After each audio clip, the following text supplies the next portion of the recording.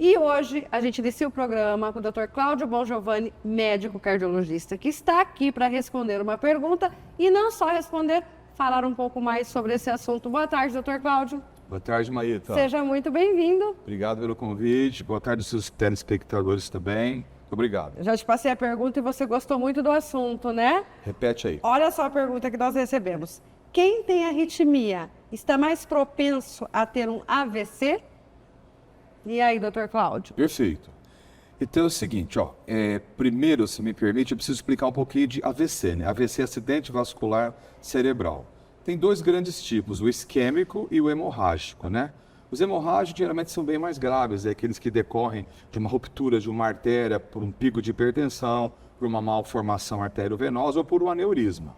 Os acidentes vasculares cerebrais isquêmicos, que são os mais frequentes, é que tem a ver com as arritmias.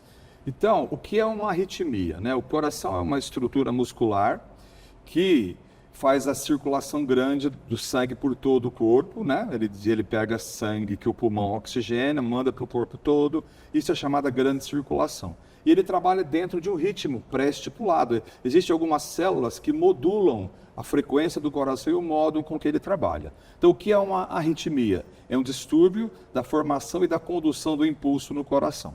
Existem algumas arritmias que estão ligadas a acidente vascular cerebral. A principal é a chamada fibrilação atrial. O que é a fibrilação atrial? É um desordenamento da contração dessa estrutura que chama-se átrio esquerdo. Fica dentro do coração. E esse mau funcionamento elétrico do átrio provoca a formação de pequenos coágulos dentro do átrio esquerdo, por essa arritmia chamada fibrilação atrial, e esses coágulos eles podem se desprender do coração e, se for para o território cerebral, causa um acidente vascular cerebral. Pode ir para a circulação periférica, para a perna, para o braço, mas se for para a cabeça, pode causar um acidente vascular cerebral isquêmico.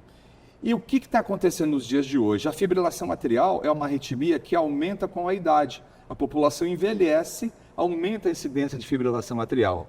Então, quanto mais idosa é a população, maior a chance de ter fibrilação atrial e maior a chance de ter acidente vascular cerebral isquêmico. Por isso está ligado uma coisa a outra. Por isso está ligado uma coisa a outra.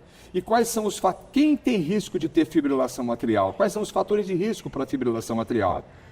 Hipertensão mal controlada é um fator de risco para a fibrilação atrial. Obesidade, tabagismo. Existe uma doença chamada apneia do sono, que durante o sono a pessoa respira mal, e esse mal respirar durante a noite causa uma alteração no ritmo cardíaco e causa fibrilação atrial também. Genética também, doenças da válvula mitral, principalmente insuficiência mitral, estenose mitral, mas hipertensão, tabagismo, sobrepeso, apneia do sono, isso pode levar à fibrilação atrial.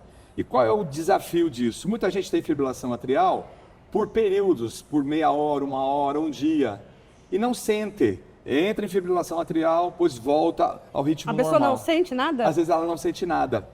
E esse é o grande desafio. Se ela não sentir nada, ela pode estar formando pequenos coágulos e esses coágulos vão se desprendendo no corpo e vão causando microinfartos, micro-AVCs. Em alguns casos... E a hora que vê acontece...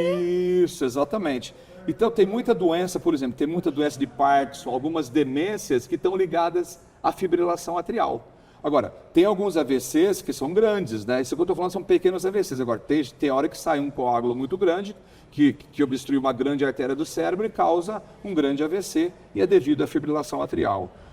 Uma vez diagnosticado, o problema do cérebro é que ele tolera muito mal a isquemia. Faltou sangue, de 3 a 5 minutos você já tem lesão cerebral. Então, quando você tem uma suspeita de um AVC, quanto mais rápido você tratar, menos sequela você vai ter.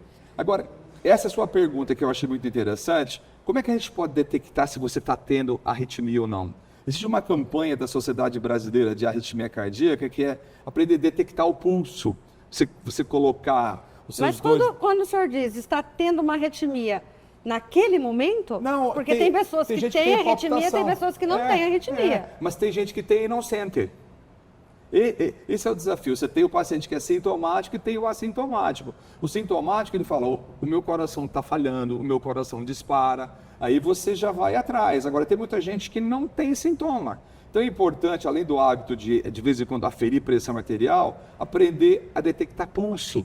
nessa região externa aqui do pulso, você coloca os 2 dedos e você sente a pulsação do coração. Cada deflexão que você sente no seu dedo é um batimento do coração. E sempre os batimentos têm que ser regulares entre si. Quando existe uma irregularidade, você consegue detectar por aqui. Então vale a pena, quando você detecta uma irregularidade pelo pulso, procurar um cardiologista. Agora, lógico que estou tendo sintomas. Do nada, o meu coração dispara. Uma emoção, e aí? Então, uma emoção ele dispara. Isso é normal. Normal. Você recebeu uma notícia boa ou ruim. Você tem uma palpitação transitória. Agora, o que é uma arritmia? Você está bem, você está tranquilo. Do nada o coração dispara. Nossa, olha, eu estava tranquilo. De repente, meu coração disparou.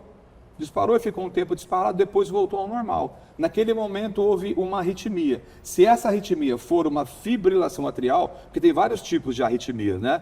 Você tem algumas arritmias que podem causar morte súbita, que são as arritmias ventriculares. Mas falando da fibrilação atrial que causa AVC, a pessoa tem sintoma de palpitação. Então começou a ter palpitação, irregularidade no ritmo.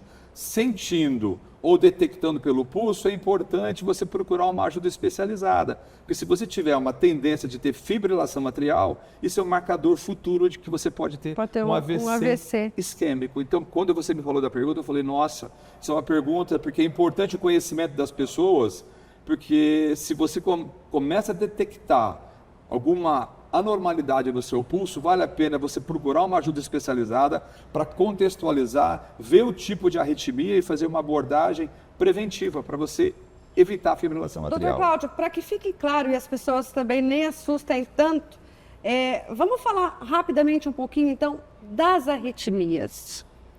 Quais os tipos de arritmias que nós temos? O coração tem a parte superior, que chama-se atrial, e tem a parte de baixo que é chamada ventrículo. Então existem as arritmias atriais e ventriculares. As atriais existem vários tipos de arritmia. A mais temida é a fibrilação atrial, que pode causar AVC. E existem as arritmias localizadas na parte de baixo, nos ventrículos, que geralmente são arritmias que cursam com maior gravidade, que estão associadas a grandes cardiopatias estruturais, e algumas delas podem estar relacionadas à morte súbita. Né? Uma das causas de morte súbita são as arritmias ventriculares. Mas isso é um outro compêndio para a gente conversar. Para outro assunto. Mas as arritmias leves? Tem arritmias leves. O que a arritmia leva? A tal da extrasístole, né? Cada batida do coração é uma sístole. Olha, eu sinto que o meu coração dá uma batidinha fora do compasso às vezes. Isso é extrasístole, isso é muito comum. É comum em ansiedade, tabagismo, sedentarismo, sobrepeso. Então, a mais comum do dia a dia, eu falo, doutor, eu estava bem, de repente meu coração dá uma batidinha diferente. São extrasístoles, são arritmias benignas, transitórias, que não tem problema. Que não tem nada a ver com essas...